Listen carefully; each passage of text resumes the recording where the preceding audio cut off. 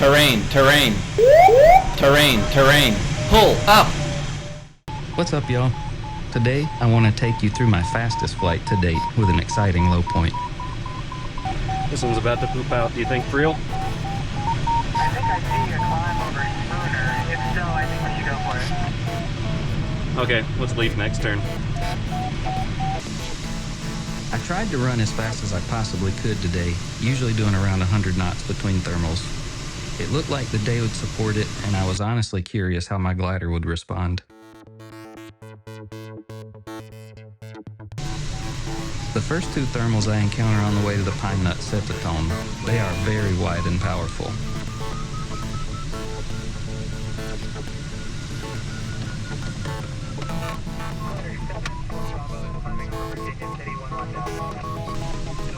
Check out my video, How Big is a Thermal, where I figure out I used to turn far too early in these monsters.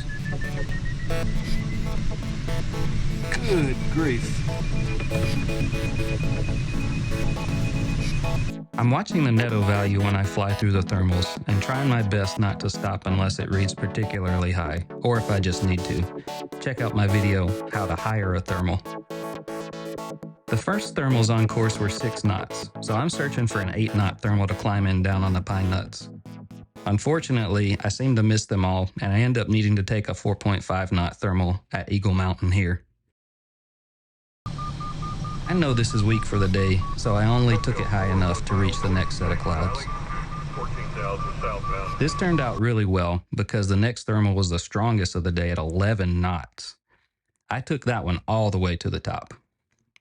I stopped for a 6-knot climb at Basalt before I head towards the Great Basin just in case the conditions turn out to be different.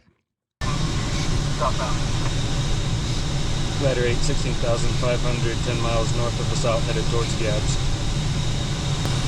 Copy that. Keep moving.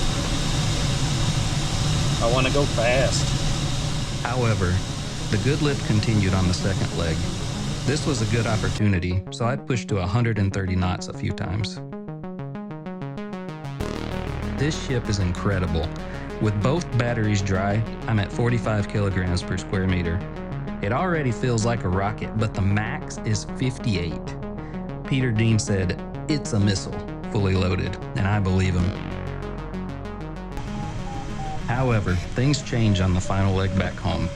It looked to me like it was going to be a little weaker, but I got caught by a wave of high clouds and sinky air. It's really clear what happened using the satellite imagery from WeGlide.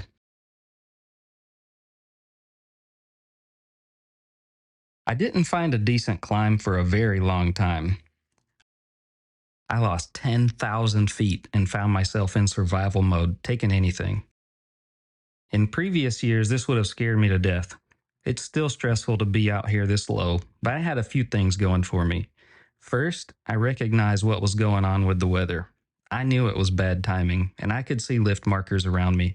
So I knew if I could just survive a little while, everything would get better. Second, I had plenty of safe landing options.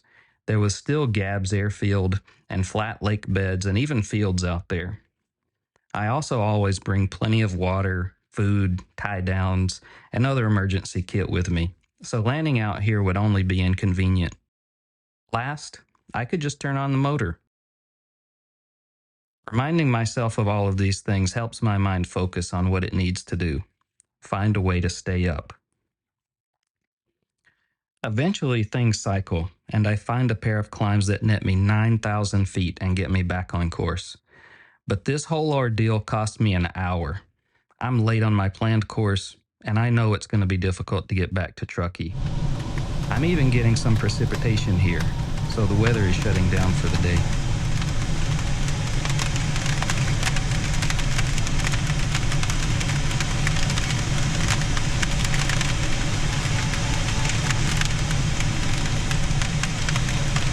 I find nothing else all the way back to the Carson Range, so it's time to fire up the motor.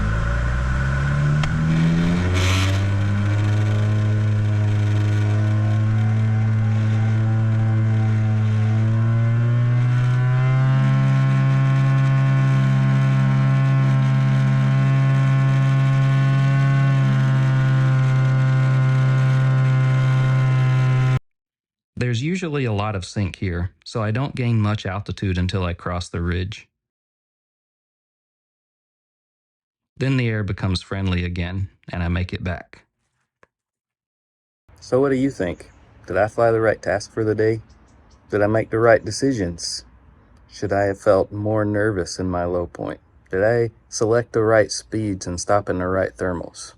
Let me know what you think below, and I'll see you in the skies.